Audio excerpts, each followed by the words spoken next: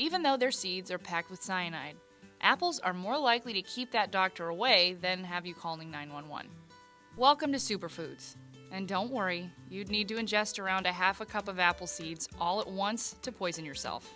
If you swallow a seed here and there, you're not going to be in trouble. We can't explain why it took an apple falling on Newton's head for scientists to figure out gravity.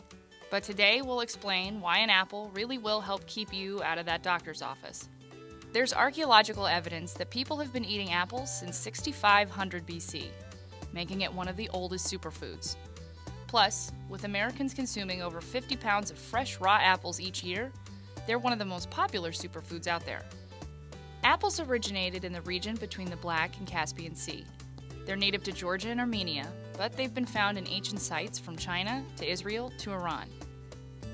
Most Americans only eat 14 grams of fiber a day, around half the daily recommended value.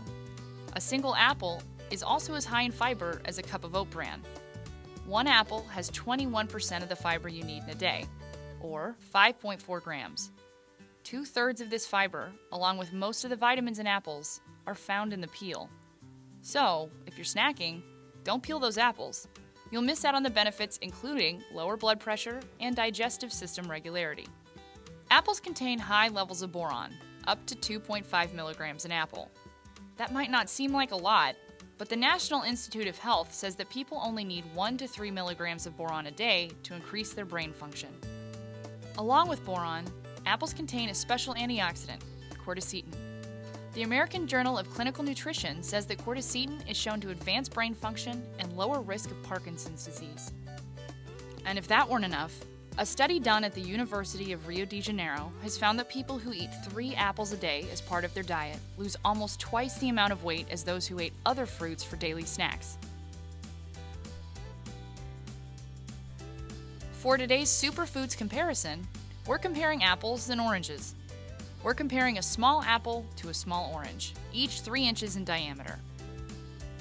Apples have 5 grams of fiber, while oranges have 3 grams.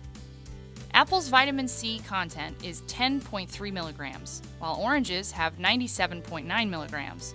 And finally, apple's sugar content is 15 grams, whereas oranges have 18 grams. Unlike tomatoes, apples are pretty good for most of the year. Apples are picked in the late summer and early fall. If you want a truly ripe apple with really good texture, get apples between August and October. A truly ripe apple will be extremely fragrant. Put slight pressure on the apple, up near the stem end of the apple, and sniff. You should get a strong apple scent right away. Rounder apples tend to be more flavorful than longer apples.